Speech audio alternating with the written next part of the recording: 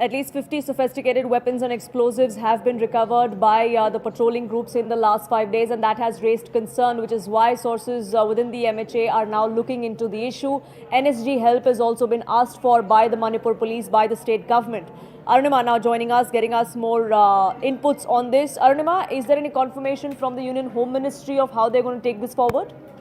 It's a very challenging task. If you recall, in the Jammu airport also a terror attack had happened where an IED was dropped using drone, and it was believed that the drone had come from Pakistan, and it was called back after the package was, delivered on top of the Jammu airport. And then we are seeing the border security force also struggling with drone-dropped arms and ammunition, small arms, narcotics packages on the international border in Punjab.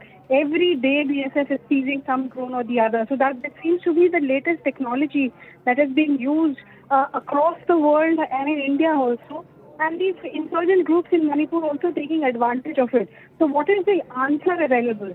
The first thing that you can do is putting jammers, putting radars, but that's very expensive. Even the indigenously built DRDO technology, is worth crores.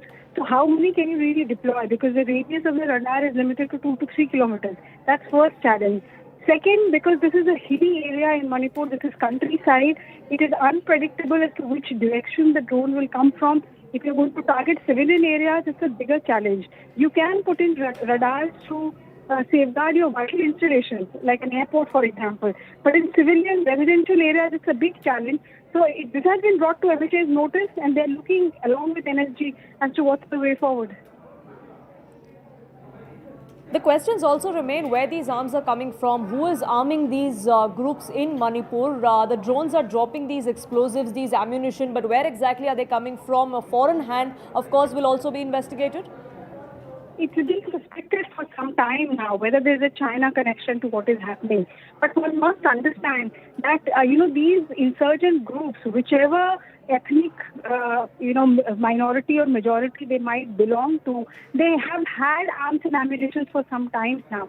That is why the suspension of operations agreement that they signed with these groups spoke about these groups handing over their arms and ammunition and keeping them under lock and key inside camps. So it's a reality that arms and ammunition have had a steady flow to these insurgent groups, be it Meitei groups or be it Kuki groups or some other groups. They could be being rooted in from Myanmar. Because of the suspension of operation agreement, a lot of these groups have decided on their own that they're not going to pick up arms again. But the current situation has led to a resurgence, and that's where perhaps the source of the arms and ammunition are. As far as the drone goes, at least one drone that has been recovered yesterday seems to be indigenously built. So they are not just relying on Chinese-made drones; they're looking to build them themselves indigenously. Right. So the bigger concern is also being looked at. The Union Home Ministry will, of course, have to get back as far as NSG help for Manipur Police is concerned. For the moment.